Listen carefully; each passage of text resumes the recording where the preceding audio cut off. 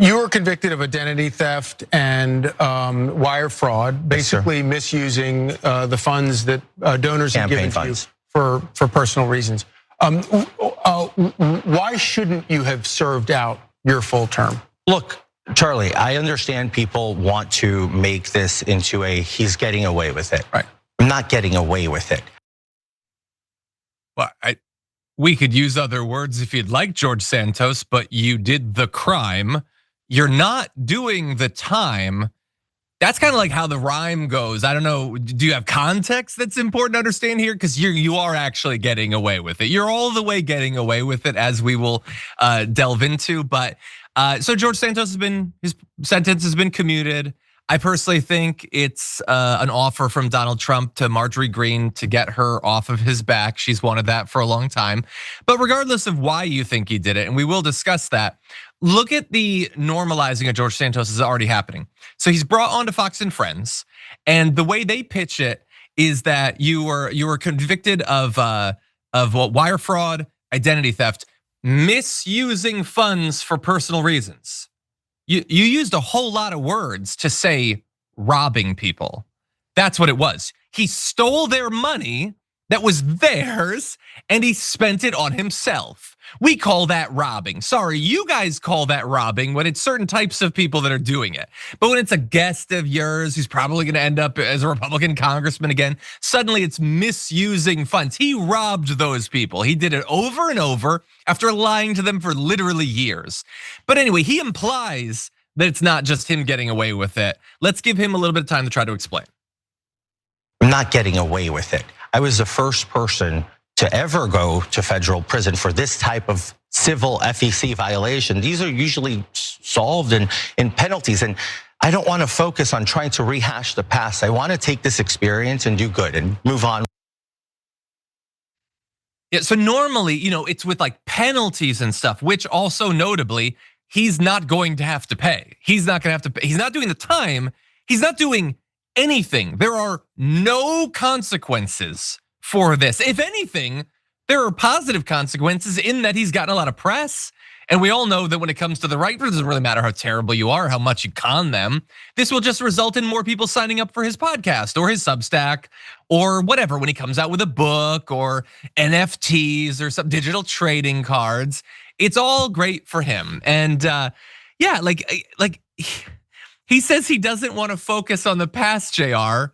Yeah, I wouldn't either. If I'd just gotten away with crimes. Yeah, I don't want to look back because I was in prison before and now I'm not. So I just want to look forward to me doing good. Nobody cares about the good you want to do.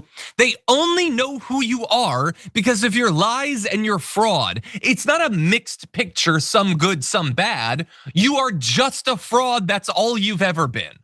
Jared, what do you think? This is the more clear examples of the biases behind what they really think is something. I'm glad you pointed out how clear it is that if this was anyone else, imagine AOC caught with fraud, they wouldn't be like, oh, did you maybe misuse? Did those funds fall into your pocket? Were they floating in the air and then they landed in your pocket? So look at that, he must have misused them somehow. They landed in my pocket, I couldn't find them. They fell off the back of a truck and they bounced into my car somehow. This is the way that I think, again, all you have to do is identify the madness and the ridiculousness in the way that they do stuff and let everyone observe it. Now, would you trust George Santos with your money? Would you, if George Santos said, hey, let me borrow $100, would you give it to him? Just ask these, we have to break things down much simpler. So every time George Santos then goes on TV and says, I don't want to think about the past. Okay, let's think about the future, George. If you ask for $1,000, how many of you guys would give it to him and expect him to do something in return? So since the 99.9% of the answer would be hell no, why then would you next trust him with whatever else he says? If he's an effing liar, if he's a thief, if he's a burglar, if he takes things and is dishonest about what he does with it, why would you trust what he says next? Why would you trust him sitting on this couch thinking that what he's talking about is based in any kind of honesty? Which should also connect to JD Vance, Donald Trump, Pam Bondi, Kash Patel, Stephen Miller, anyone else associated with this band of absolute liars. Nothing, 0% of what they say is true. It was a lie back then, it's a lie now, and it's a lie tomorrow. I would say nobody will trust him, but they keep handing over money to Donald Trump. They still pay attention to Steve Bannon. These people do not care how much you con them, okay? Yeah, he screwed over elderly campaign donors, people with cognitive impairments, as people pointed out, homeless vets. He lied about some sort of like dog cancer charity, robbed people really good for that. He used the money to put himself up at the Venetian in Las Vegas, shop at Hermes, Louis Vuitton, Brooks Brothers, pay off his credit cards, gift himself thousands in cash. Doesn't seem remorseful of any of that.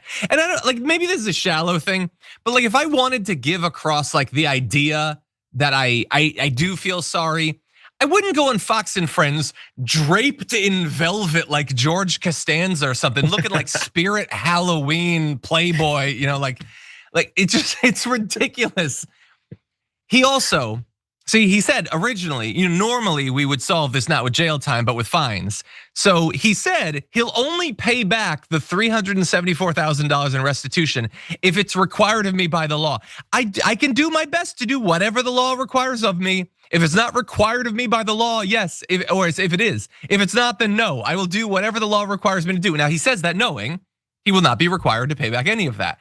And do you think a person truly feels bad for what they did if they will only pay back the elderly donors, the cognitively impaired, the homeless vets, all of that, if he's required by law to do it?